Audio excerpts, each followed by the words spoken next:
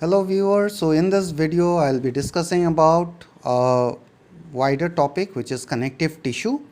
So connective tissue, as I've shown in my earlier video in the flowchart, that connective tissue is basically of three types: connective tissue proper, skeletal connective tissue and fluid connective tissue. Now this three classification of connective tissue is based on the matrix, because what happens in connective tissue, there will be a medium which is called the matrix, and in that medium the cells will be embedded. So depending on the medium, the cells are not tightly packed, they are far away from each other, embedded in a matrix, and depending on the matrix we have the three types of connective tissue. So connective tissue proper, the matrix is gel like. In skeletal connective tissue the matrix is solid, and in the fluid connective tissue the matrix is fluidic, it can flow. So first we'll be discussing about connective tissue proper, the first type. So this is, now the connective tissue itself means that it connects the different parts of the body. Now when we talk about connective tissue proper, actually what it is the connective tissue which is found overall in throughout your body. So that is connective tissue proper, and the matrix is gel like matrix. This is further classified into four types: areolar connective tissue proper, adipose connective tissue proper, ligament and tendons. Now when you are talking about areolar connective tissue, what is areolar connective tissue? Suppose this is the human body, suppose these are your kidneys. Now your kidneys, your human body means this part, this particular part, it is a hollow structure. So when you have inside, you have the kidneys, you have the lungs, you have the heart, you have the intestine, you have the stomach, all these organs in this hollow structure, they cannot remain hanging in air. So they are held in their position by some packing tissue, and that particular packing tissue is called areolar connective tissue. Now why it is called areolar? From the diagram itself we can see that it has lots of spaces in between the cells and the fibers. That's why it is called areolar connective tissue. So it is quite flexible tissue with lots of space, and it acts as a packing tissue, something similar to what thermocol does for packing of different things inside a box. So same way, areolar tissue main function is that it acts as a packing tissue. That is the main function. Apart from that, let us have a look at the structure. In the structure of areolar connective tissue, you will find that there are some fibers. Now there are three types of fibers. Some are thick fibers, these are called collagen fibers. Collagen is a protein. Then you will find very thin fibers which forms a network like structure. These are called reticular fibers. Reticular means which forms this network like structure. And there are some other thin fibers which are very elastic in nature. These are called elastic fibers. And these fibers are embedded in a gel like matrix. Along with the fibers, there are some cells which are scattered in this matrix or in this medium. Some cells will find they are elongated cells which are located over the collagen fibers. These are called fibroblasts. Function of fibroblast is that they help in formation and repair of the fibers. Next, there are some irregular amoeba like cells which are called macrophage. Macrophage, they provide protection by covering up the germs. If there is any foreign particle or any microorganism, they will engulf that and kill that.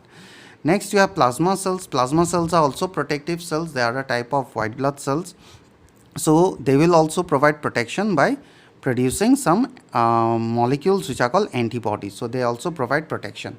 Mast cells are the cells which shows allergic reaction. You learn in higher classes, they show allergic reaction. So overall, if we discuss the function of areolar connective tissue, main function is what? It acts as a packing tissue. It holds the different organs in their position. Second function, you can state the function of the four cells. Like macrophage provides protection by engulfing the germs. Plasma cells provide protection by producing antibodies. Mast cells, they show allergic reaction, and fibroblasts, they help in maintaining the fibers, producing and maintaining the fibers. So total 5 functions we can state. Now the second type is adipose connective tissue. So when we are talking about adipose, adipose means fats. So what are the adipose connective tissue? Let us have a look. So in adipose tissue, you will find that there are lots of cells closely connected but not so closely packed. So they are close to each other with space in between. Now inside each cell you'll find some spaces which are looking very clear. Actually these are clear spaces which are filled with fats. So these are actually fat droplets, and these cells are called adipocytes. So adipose tissue is actually a special kind of areolar tissue that we saw before. So the structure is more or less same. You can see there are fibers, and in between the fibers there are these fat storing cells which are present, adipocytes, inside which fat droplets will be there. Now where we find adipose tissue, we'll find them around our eyes, wherever protection is required, around our abdominal region, because you see, like heart and lungs are protected by the rib cage, but there is no protection for stomach and pancreas and your liver. So fat tissues will be protecting those. So all those regions have these adipose tissue. Next we come to the third and the fourth type, ligaments and tendons. So we can do a comparative study of ligaments and tendons. So ligaments, if you see, this is one bone, this is another bone. So ligament, actually these are the fibers. Ligaments, they connect bone to bone. Tendons are what? Suppose if I pull up my muscles, suppose this is the finger. If you try pulling up the muscles will not come out of the bone. Okay, so because why? The muscles are attached. You try it when chicken is brought in your home, you try to pull out the muscles from the bone, you'll find that they are actually attached. Similarly, so that is your tendon. Tendons are actually those fibers which will connect the muscles to bones. They will connect, they will help in joining the muscles to the bones. So that is the first point of difference. Second is ligaments are quite elastic and they are strong, whereas tendons, they are inelastic and they are very tough. If you look at the structure, since these are also connective tissue proper, so they will have fibers and cells just like areolar and adipose tissue. So here you have very fine elastin fibers, the kind of fibers we saw in areolar connective tissue. The elastin fibers will be there, and along with the elastin fibers, the cells are scattered in the medium. There will be collagen fibers, and this is how. Whereas in case of your tendons, the fibers are arranged parallelly, and in between the fibers, the fibroblast cells are arranged in rows. Ligaments are actually modification of white or elastic tissue, whereas tendons are modification of white fibrous tissue. This is elastic tissue, this is fibrous tissue. White or actually yellow elastic tissue, elastin fibers are there. So modification of white or yellow elastic tissue, and this modification of white fibrous tissue. So that these are the basic differences between ligaments and tendons. So overall, these are the four types of connective tissue proper we got: areolar connective tissue, then adipose connective tissue, ligaments and tendons. Now we come to the second type of connective tissue, that is skeletal connective tissue. So when you are talking about skeletal connective tissue, the name itself signifies that it forms the skeleton of the body. These are of two types, bone and cartilage. So in case of skeletal connective tissue, the matrix is a solid matrix. It is generally hard. So it provides the overall function of skeletal connective tissue is that bone and cartilage will provide shape and framework to your body, and it will protect the vital organs like heart, lungs, all these are protected. And bone marrow, inside bone, you know, there is bone marrow. It helps in blood cell formation. So these are the overall function. Now if we come to a comparative study between bone and cartilage, so what does the bone does? It forms the skeletal framework, and what does the cartilage does? It is found as a capping over the bones to reduce friction. Suppose this is the bone. Over the bone you have a cap of cartilage. So when there will be a joint between the two bones, suppose this is the joint, I am moving my joint, but I am not feeling the pain, because why? There is a soft tissue of cartilage between the two joints. If there is no joint, the movement will be extremely painful. So if you look at the structure of the bone is made up of some bone cells. So this is the matrix, hard matrix, and the bone cells are arranged in concentric ring forms. Okay, so I have enlarged one portion like this. So these are the bone cells arranged in concentric circles. There are some tunnels or canals in between through which the blood vessels will flow, and these canals are called Haversian canals. So bones are hard and inflexible, cartilage are soft and elastic. Bone cells are called osteocytes. So these cells are called osteocytes. Okay. Whereas in case of cartilage, cartilage cells are called chondrocytes. So these cells that you can see, these are the chondrocytic cells. Osteocytes are single, so the bone cells, they will be single and they are arranged in concentric circles. Whereas chondrocytes, they can be single or in pair or in groups of 4. They are all located in some fluid filled spaces, okay, and they lie scattered in the matrix. So this is the matrix, they lie scattered in the matrix. Blood vessels flow through interior of bone. So there is blood vessel which is flowing through interior of bone. Therefore, if there is any major fracture within 1-2 days, your operation has to be done. Otherwise, if the blood vessels gets damaged, the entire bone will die and it has to be cut off. Whereas in case of cartilage, the blood vessels are not inside the cartilage, they run on the side, they are on the periphery. So blood vessels lie on the periphery of cartilage. So for example, your ear, the pinna, that is a cartilage. So if your pinna gets cut somehow, bleeding will be from the side, not from inside. Then matrix, the medium where these cells are embedded, the matrix is hard with mineral deposits. And that matrix of the bone, the matrix of the bone, that medium, it will be made of a substance called ossein.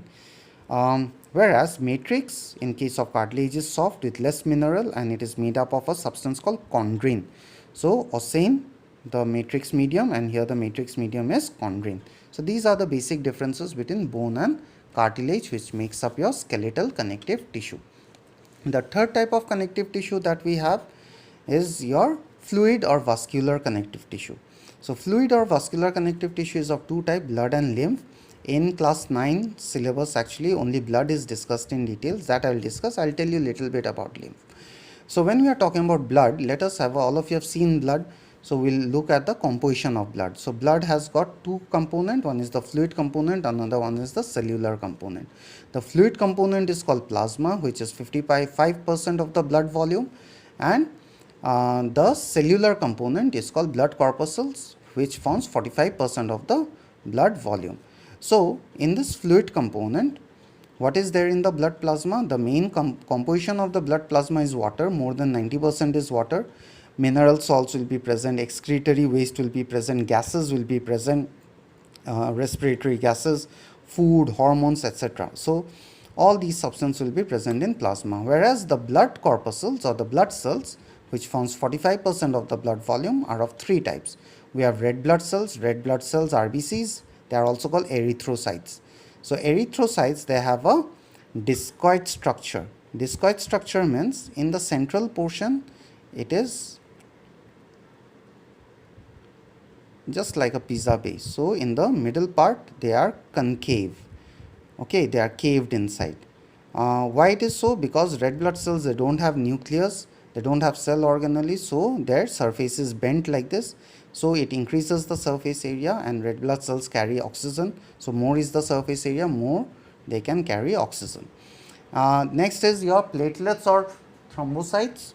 Platelets are irregular shaped particles. Some scientists don't regard them as blood cells whatsoever. If we consider them as blood cells, these thrombocytes or platelets, they help in clotting of blood. They are called thrombocytes. And the third type of blood cells that we have is leukocytes or the white blood cells, WBCs. So leukocytes or WBCs, they can be classified as granulocytes and agranulocytes. Why? Because the cytoplasm of some white blood cells, they have some granules, some grain-like structure. Whereas therefore they are called granulocytes, and cytoplasm of some white blood cells are clear, no granules. That's why they are called agranulocytes. Nucleus in case of granulocytes are lobular, they have lobes. Whereas agranulocytes, their nucleus is single lobe.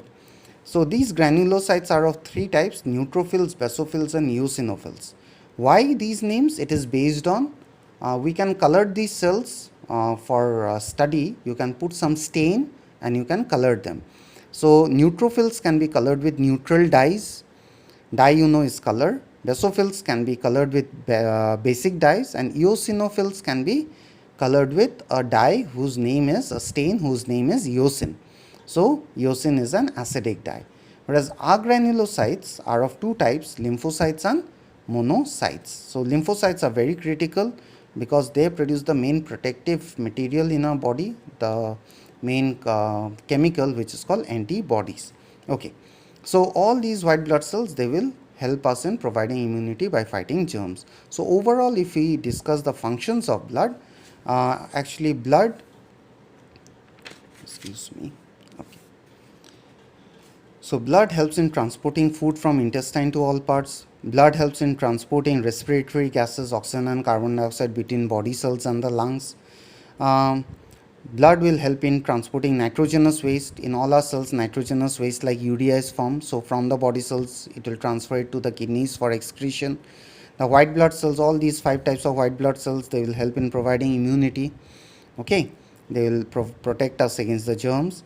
Then blood also regulates osmotic balance. Blood also distributes the heat from some organ where more heat is formed, like brain, to all parts of the body, and therefore thereby maintains temperature. The platelets helps in clotting of blood. Suppose you get a cut in your finger, there will be blood loss. So that there is no blood loss, what happens? These platelets will help in clotting of the blood. They will help in making the blood semi-solid, and further blood loss will be stopped. So all these are the functions of blood. Now, apart from blood, there is one more fluid connective tissue which is called lymph. What is lymph? Lymph is actually formed from plasma. You will get in class 10. In this, from the blood vessels, capillaries, the plasma comes out. Okay, comes out to wet the tissues. So after that comes out to wet the tissue, they go back into the blood capillaries. Now some amount of the plasma does not go back into the blood capillaries, but they enter into another set of vessels, and that is called lymph, and then only that fluid is called lymph. So what is lymph? If someone asks you, you simply tell them it is actually blood plasma but without big size proteins, because suppose these are the blood capillaries. From the blood capillaries, suppose these are the cells, so substances have to come out. So the plasma will come out, but the big proteins cannot come out of this blood capillaries. So plasma is coming out without the big size proteins, and that liquid, when it enters into another set of vessels, then it is called lymph. Is that clear? So lymph is a yellowish fluid. So it is not there in your course. So little bit I have told you. So mostly you have to know about blood. So all these are the 3 types of connective tissue we have got: connective tissue proper, skeletal connective tissue, and fluid connective tissue. I hope the concepts are clear. In the next video, I will discuss about muscular tissue and the nervous tissue. Thank you.